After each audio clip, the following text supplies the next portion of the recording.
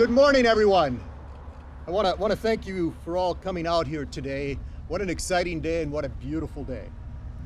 Before I get started, if I could just take a minute to recognize a few people that are here with me today.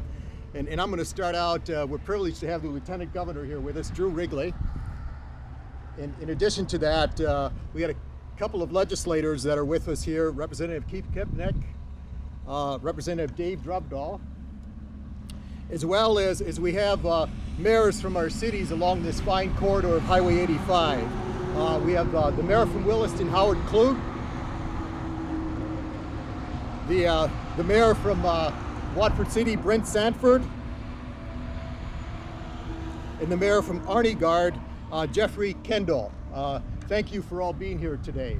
We have some comments we want to share with you, but before I get into that, there's just a couple of other people that I'd like to recognize as well. We have a County Commissioner, Richard Psycho, here from the county. Thank you for being here. We have also with us Kel Clulin, who's the Executive Director for the TRE corridor, Highway 85 corridor. And I know, Kel, you've been promoting this day for some time. We're finally here, and what a great day to be here. I'd also just like to take a minute to thank the people that allowed us to get here today. And it really starts with the legislative body, the governor and lieutenant governor, making the funds available. Back last legislative session, they passed a bill called Senate Bill 2176, which was the first in its history to make money available early to the DOT to start construction projects. They made $620 million available to us. With those resources, we got started right away. If that bill wouldn't have passed early, we wouldn't be standing here today. So it's really exciting to have that occur. And we're happy to report that today what we will be doing is we'll be opening, and they're in the progress of doing that right now as we speak, we'll be opening this segment of Highway 85 from Watford City to Alexandra to 4 lanes of traffic. That project is about 14 miles long, and it costs almost $62 million. I'll get into some more details about its design and some other details and some other things that are occurring in the state. But before I do that, I'd like to allow our other speakers to make a few comments. I'm going to start out with the Lieutenant Governor, Drew Wrigley, who's a supporter of transportation, and I'll turn it over to you. Thank you. Thank you, Grant. Thanks to all of you for coming out here today. This is an important gathering, and I'll be brief in my comments. I know that Grant talked a little bit about the financial resources. The taxpayers of North Dakota, through their elected representatives, through our office, have a lot of support, and the taxpayers recognize the importance of these projects. It's a statewide infrastructure system, and it might have been possible some years back to look out to some of the quieter spaces in our state and to think of these, a corridor like this as kind of being a small capillary in somebody's toe. But at the end of the day, this is an essential part of the vascular system, not just of northwestern North Dakota, but of the statewide infrastructure system. This is an important day.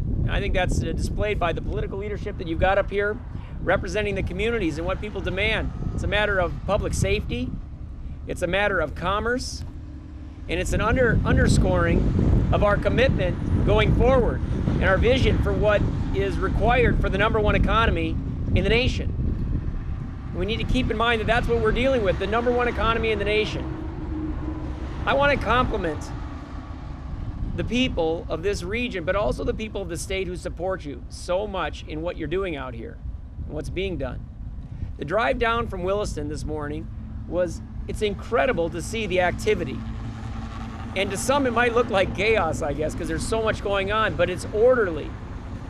And I want to compliment Grant, I want to compliment you, and I want to compliment you and your leadership of DOT and your great team there, professionals who understand how to lead a project like this and all that it brings to our communities. As I said, it's a matter of public safety, it's a matter of commerce for this hot spot in this #1 economy in the nation, and it's an understanding of the future. This is not going away. This is a time of prosperity, but it's leading towards other great things up ahead. So to the people who are so patiently driving down the roads here and are doing so, I have to say, in a fashion that recognizes there are a lot of people on the roads. But it's also, I have to say, driving over here today was a reminder. I'm up here, Mayor Sanford, it seems like every couple weeks We're up here for something, but also talking about the same kinds of themes. I just want to compliment, as I said, compliment everybody. A personal note, I guess you might guess that it's my 10th high school reunion this weekend, but it's my 30th. My 30th high school reunion at Fargo South this weekend. And I've been asked on Saturday night to kind of talk to my former classmates, many of whom don't live in the state anymore, to talk to them about what's happening in North Dakota. And I'll tell you where it's going to start. I'm going to talk to them about northwestern North Dakota. And I'm going to talk to them about the energy sector and how people are working so hard to make sure we maintain the integrity of our communities, recognizing we're in a period of enormous growth, also working hand in glove with our farmers and our ranchers and the people of western North Dakota. We were just talking up here about, I don't go through a week that someone won't grab me by the shoulder and say, I'm so excited. My daughter and her family are moving back from Arizona. Or my son and my grandkids are living now here in North Dakota. I'm not sure that would have been possible a couple of years ago, but the opportunities here are incredible. I say all of that, I want to assure you of something.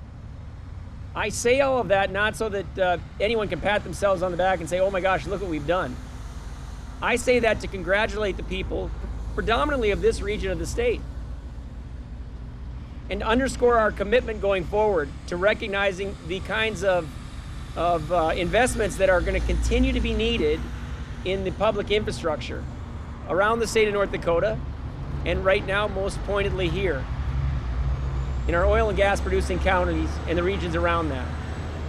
Our hat is off to the economic developers, the people working so hard in housing, people with taking the time to work with our communities to understand what the most immediate needs are and the longer term. And we're going to underscore that commitment going forward. So again, congratulations to DOT, to the people most directly working on this project, but to all of you for everything that it means. I know this is an important corridor. It's important for the people who are living in this area, but also doing business here, and any coming through. So thanks, congratulations, and great day. Thank you. You know, it's exciting to have the traffic go by us, but I can appreciate the fact it's difficult to hear. So we'll do our best to speak up. Before I continue, there's another group that I'd really like to say thank you to. And the first one is the traveling public. Driving here this morning, we can appreciate the fact that as we're doing road construction, we're expecting them to be patient.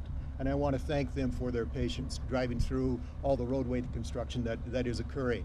I also want to take this opportunity to thank the team of people that I'll say I get to work with at the DOT, and that's the people from the DOT. We have Walt Peterson here, and Walt's here along with his team, and we also have a team of representatives from our Bismarck office, and also KLJ is here, who was the engineer on the project, and the contractor Central Specialties, who did an excellent job making sure we delivered this project in about a year and getting it open to traffic.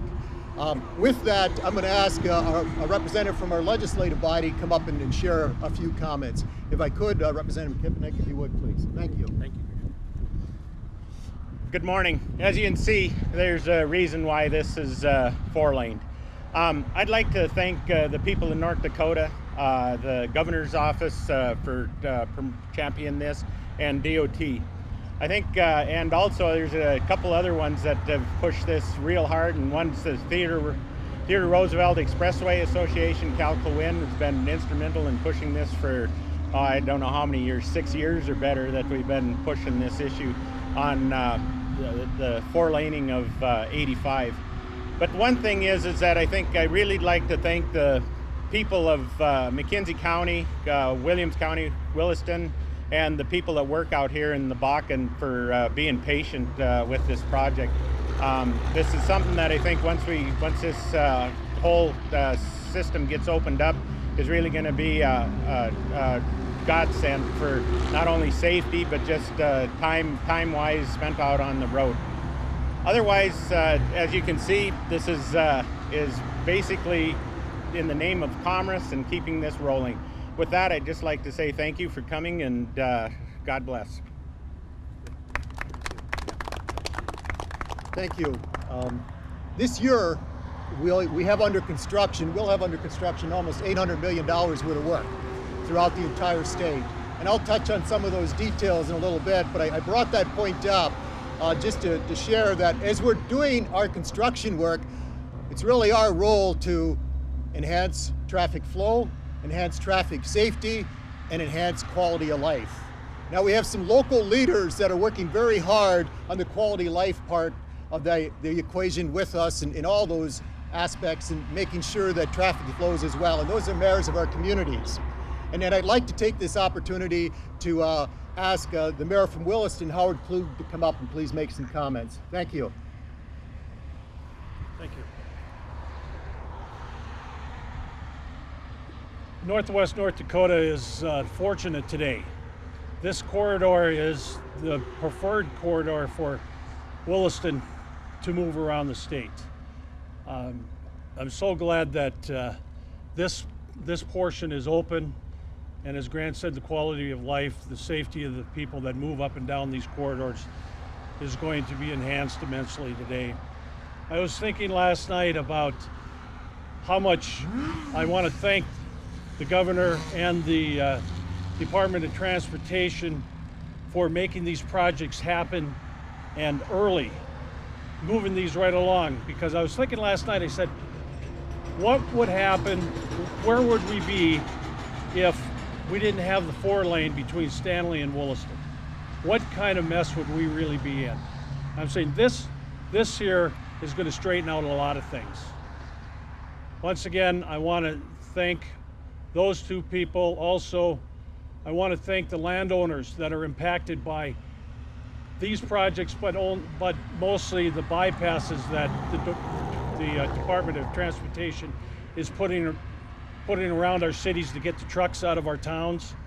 I want to thank them because it's changing their landscape forever. But we're all Northwest North Dakotans and we're working together. Appreciate it a lot. Thank you.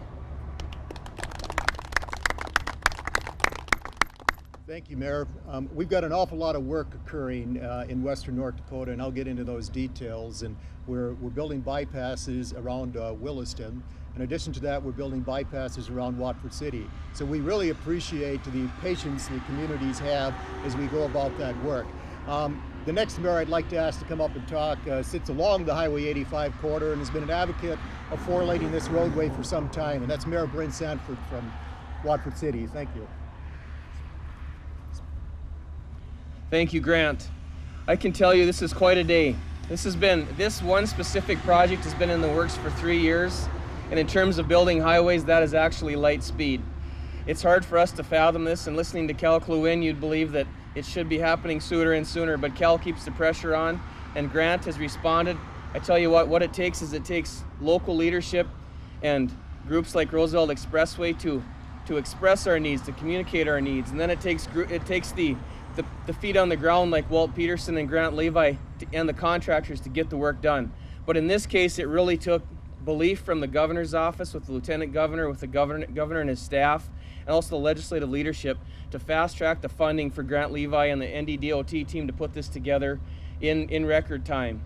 To look at what we had 3 years ago compared to now is a significant increase in our quality of life and our public safety.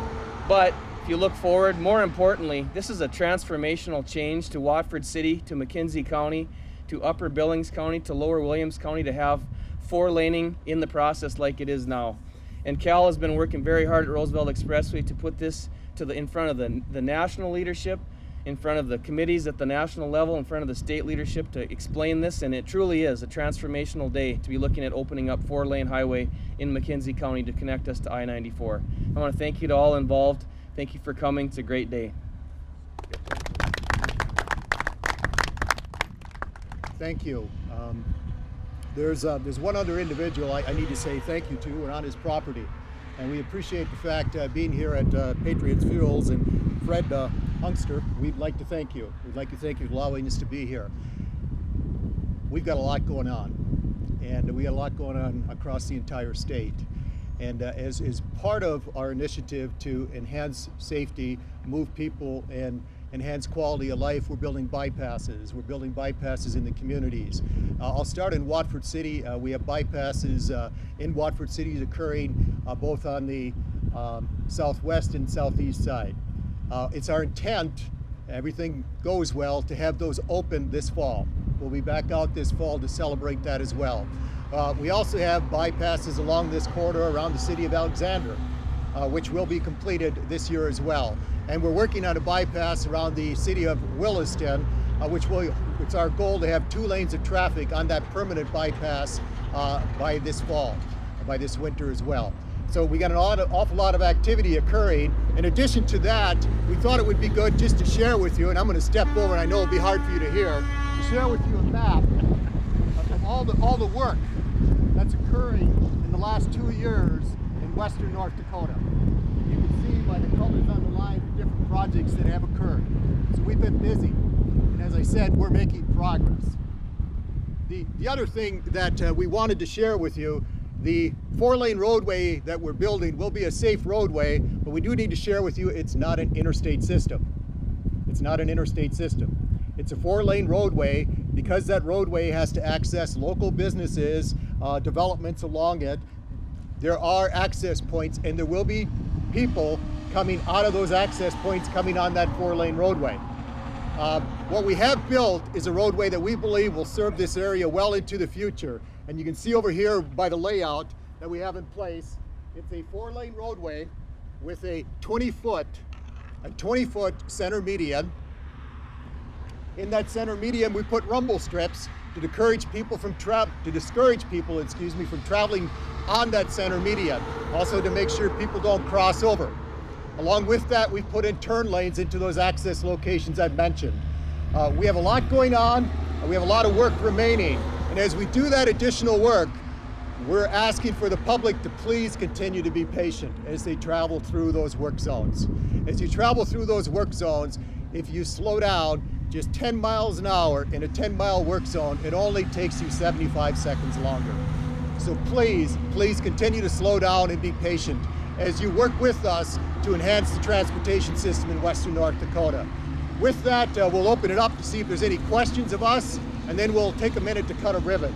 Any questions? And I've got a great group of people back here to help answer any questions.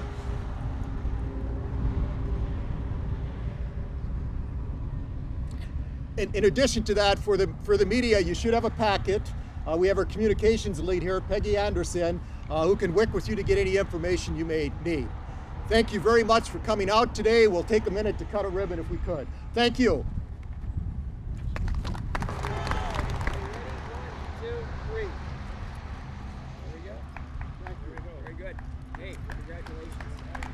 Jack Grant,